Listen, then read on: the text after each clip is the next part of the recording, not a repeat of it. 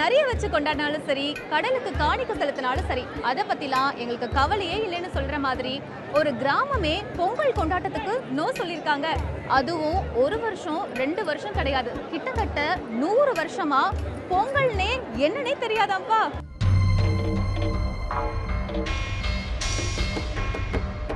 பொங்கல் சீர்வரிசை, புது துணி, பரிசுன்னு நாடே விழா கோலமா இருக்க ஒரு ஊர் மட்டும் எப்பவும் போல அவங்களோட வேலைகளை மட்டும் பார்த்துக்கிட்டு இருக்காங்க. ஒருவேளை இந்த ஊர்ல இருக்கிற கேலண்டர்ல ஏதாவது பிரிண்டிங் மிஸ்டேக் ஆயிருக்குமோன்னு தப்பா நினைச்சிட வேணாம். இந்த வருஷம் மட்டும் இல்ல, கடந்த 100 வருஷமாவே பொங்கலுக்கும் எங்களுக்கும் ஆகாதுங்கன்னு தைப்பொங்கலை ஊரை விட்டு ஒதுக்கி வச்சிருக்காங்களாம்.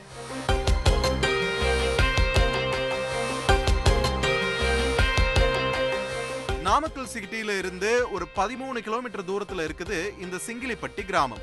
இப்போ இருக்கிற மாதிரி தான் கடந்த 100 வருஷமா இந்த கிராமத்துல தைப்பொங்கலை கொண்டாடுறதே இல்லையா. ஆனா ஒரு 100 வருட காலமாக என்ன பண்றோம், இந்த பொங்கலுங்கிறது மட்டுமே வச்சு எதுவுமே வழிபடுறது கிடையாது, எதுவுமே இல்லை.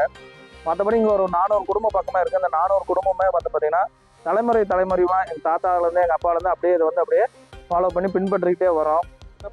எனக்கு 80 வருஷம் ஆகுதுங்க. 80 வருஷம் எனக்கு தெரியும் பொங்க வைக்கல. ஆரோக்கியமா இருக்கணும், தொழில் பெருகணும்னு 1000 வேண்டுதல்களோட மத்தவங்க பொங்கல் வச்சு வழிபாடு நடத்துறாங்கன்னா சிங்கிலிப்பட்டி கிராமம் அதுக்கு அப்படியே நேர்மாறா இருக்குது. இந்த கிராமத்துல பொங்க வைக்காம இருந்தாதான் ஊரு நல்லா இருக்குமா. ஏன்னா அது ஒவ்வொரு டைமும் செய்யும் போது வந்து என்னன்னா பல விதமான அசம்பாவிதங்கள் நடந்துட்டு இருக்கு. அந்த வீட்டுல ஏதோ ஒண்ணு நடக்கிறது, மாடு இறந்து போயிடுது, இது மாதிரி நடக்கிறதுனால அது ஒரு தொன்று ஒரு பாரம்பரியமாவே நம்ம குடும்பத்துல வந்து சரி, மற்ற இந்த கிராமம் ஃபுல்லாவே ஒரு 400 குடும்பத்திலயும் யாருமே வந்து பயன்படுத்துறது இல்லைங்க.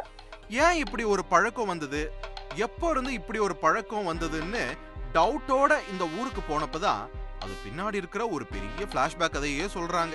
கிட்டத்தட்ட 100 வருஷத்துக்கு முன்னாடி எல்லா ஊர் மாதிரியும் இந்த கிராமத்திலையும் பொங்கல் வச்சு கொண்டாடிட்டு தான் இருந்திருக்காங்க. அப்படி ஒரு வருஷம் யாரோ ஒரு வீட்டுல சாமிக்காக வச்ச பொங்கலை பக்கத்துல இருந்த ஒரு நாய் சாப்பிட்டுருச்சான். அதனால ஊருக்கு நல்லது இல்லைன்னு முடிவு பண்ணி பெரியவங்க இனிமே பொங்கலே வேணாம்னு சொல்லி மொத்தமா நிறுத்தி இருக்காங்க. இந்த சம்பவம் எப்போ நடந்தது, யார் வீட்டுல நடந்ததுன்னு சரியா தெரியலனாலும் காக்கா வடைய தூக்குன கதை மாதிரி இந்த நாய் பொங்கலை சாப்பிட்ட கதையும் தலைமுறைகளை தாண்டி வாய் வழியா சொல்லப்பட்டுக்கிட்டு இருக்கு. பொங்க வச்சுக்கிட்டு இருந்தது வச்சுட்டு எங்கேயோ ஒரு வீட்டில் வச்சுட்டு போனாங்களாம் வெளியில். பார்த்துக்க சொன்னாங்கன்னா பார்த்துக்கிட்டு இருந்தவங்க விட்டுட்டு போயிட்டாங்க. நாய் பூந்துச்சிங்களாம், அதனால அதே வகையில் விட்டடிச்சிட்டாங்க. நாய் பூந்தா எந்த ஊரில் வைக்க மாட்டாங்க. பல வருஷமா இருந்த அந்த மூட நம்பிக்கையை உடைக்கிறதுக்காக இடையில ஒரு வருஷம் பழையபடி பொங்கல் வச்சு வழிபாடு நடத்தியிருக்காங்க. திடீர்னு அன்னைக்கு பசுமாடு ஒண்ணு மர்மமா இறந்து போக சிங்கிலிப்பட்டி மக்களோட பயம் இன்னும் எகிரி இருக்கு.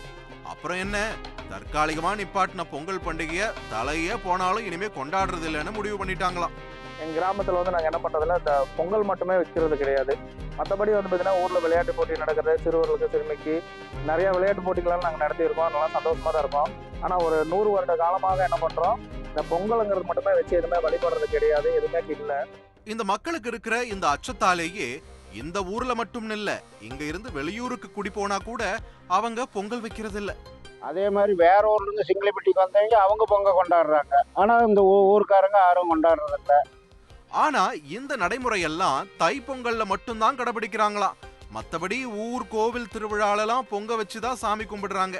அதே மாதிரி பொங்கல் பண்டிகையிலையும் மத்த கொண்டாட்டங்கள் எல்லாமே உண்டுன்னு சொல்றாங்க.